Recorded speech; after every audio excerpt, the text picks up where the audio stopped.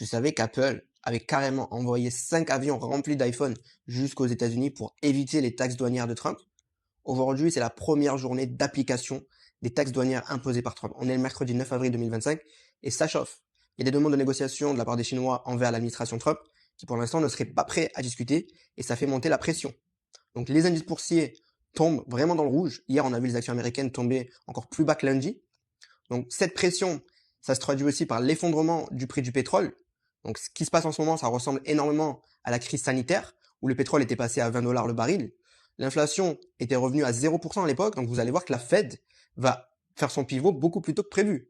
Donc va commencer à couper les taux d'intérêt pour sauver l'économie américaine et possiblement faire du quantitative easing et imprimer de l'argent. En 2020, je vous rappelle qu'ils avaient donné 1500 dollars à tous les citoyens américains pour faire ce qu'ils voulaient avec. Donc la plupart ont acheté des cryptos et des actions et ça a fait exploser les marchés financiers ensuite.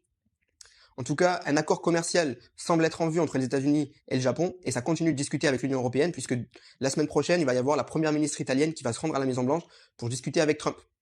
Demain, le jeudi 10 avril, on va avoir les données d'inflation CPI qui vont concerner le mois de mars. Donc, si on se réfère aux données d'inflation temps réel sur le site trufflation.com, on peut se rendre compte que normalement, les données d'inflation seront très bonnes, donc plus basses que prévu.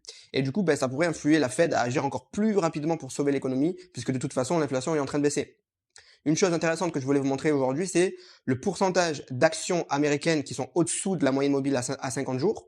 Donc quand vous regardez le point bas de la crise financière de 2008, ça a fait exactement pareil en 2020, on est descendu au même niveau. Et là, on arrive quasiment au même niveau sur la descente actuelle, où du coup, ça voudrait dire qu'on est au bout du bout et qu'il va y avoir un rebond sérieux du SP500 aux États-Unis et les actions américaines.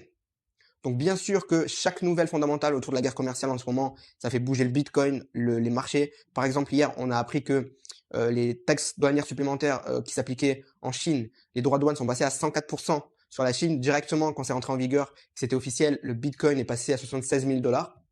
Et du coup, c'est pour ça que je te dis que chaque nouvelle a énormément d'importance.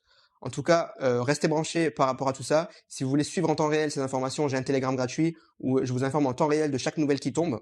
Et puis je vous aide pour l'investissement crypto. Je vous donne mes conseils psychologiques sur comment réussir ce bull run. Vous trouverez le lien dans ma bio, c'est 100% gratuit. Je vous recommande de rejoindre et je vous dis à bientôt.